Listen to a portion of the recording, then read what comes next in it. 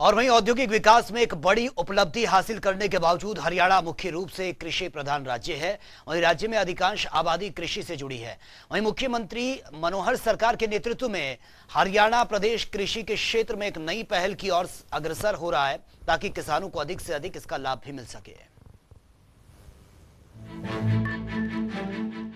हरियाणा की मनोहर सरकार के कुशल नेतृत्व में हरियाणा प्रदेश कृषि के क्षेत्र में विकसित होता जा रहा है, क्योंकि मनोहर सरकार किसानों के लिए हर सुविधा प्रदान कर रही है, ताकि प्रदेश के किसान खुशहाल और समृद्ध हो सके। इसी कड़ी में हरियाणा सरकार धान उत्पादक किसानों के लिए एक प्रभावी तकनीक शुरू की है और राज्य में जल संरक्षण को बढ़ावा दे रही है, जिसमें धान की सीधी बिजाई तकनीक DSR अपनी तरह का एक और पहला प्रोत्साहित प्रेरित अभियान है।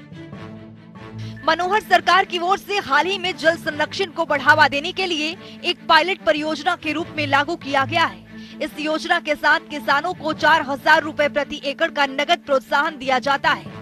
वहीं कृषि एवं किसान कल्याण विभाग के विशेषज्ञों की निगरानी में हरियाणा के 12 धान उत्पादक जिलों के किसान वर्तमान धान की खेती के मौसम में इस तकनीक के माध्यम से धान उगाएंगे और हरियाणा के कुछ धान उत्पादक इलाकों में बीज बोकर धान की पनीरी तैयार करके इसकी रोपाई करना पहले से ही प्रचलित है। वहीं सरकार धान की खेती के इस वैकल्पिक तरीकों को बढ़ावा दे रही है, जिससे राज्य में जल संरक्षण अभियान को बढ़ावा मिले और किसानों को भी इसका लाभ मिले।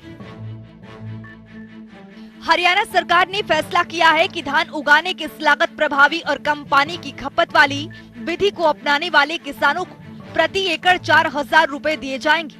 इस योजना को चुनने वाला हर एक किसान DSR तकनीक का उपयोग करके फसल उगा सकता है और प्रोत्साहन के लिए पंजीकरण करने के लिए उनके लिए क्षेत्र की कोई सीमा नहीं है। पारंपरिक धान रोपाई विधि में मेहनत और पानी अधिक लगता है, जबकि DSR को पारंपरिक विधि की तरह मेहनत और पानी की आवश्यकता नहीं होती है और ये पानी की खपत और उत्पादन लागत को 15 से 20% तक कम कर सकता है। इसके साथ ही मुख्यमंत्री मनोहर लाल ने इस योजना पर कहा कि धान की खेती के माध्यम से अपनी आजीविका कमाने वाले हजारों किसानों को प्रोत्साहित और सहयोग देने के लिए ये राज्य में एक और नई अनूठी पहल है। उन्होंने ये भी कहा कि वित्तीय मदद से DSR तकनीक किसानों को फसल विविधीकरण के लिए प्रेरित करने, धान की खेती के साथ क्षेत्र को कम करने और पर्यावरण के अनुकूल खेती तकनीकों के लिए प्रेरित करने के लिए हरियाणा सरकार का एक और बड़ा निर्णय है। प्रोत्साहन आधारित योजना अंबाला, यमुनानगर, करनाल, कुरुक्षेत्र, कैथल, पानीपत, जींद, सोनीपत, फतेहाबाद, सिरसा, रोहतक और हिसार सहित 12 जिलों में लागू की जाएगी। वहीं विशेषज्ञों के अनुसार बासमती धान को भी गैर पोखर परिस्थितियों में DSR के रूप में उगाया जा सकता है और इसे धान उगाने के लिए उपयुक्त लगभग सभी तरह की मिट्टी में किया जा सकता है। जनता टीवी के लिए चंडीगढ़ से पवन सीवर की रिपोर्ट।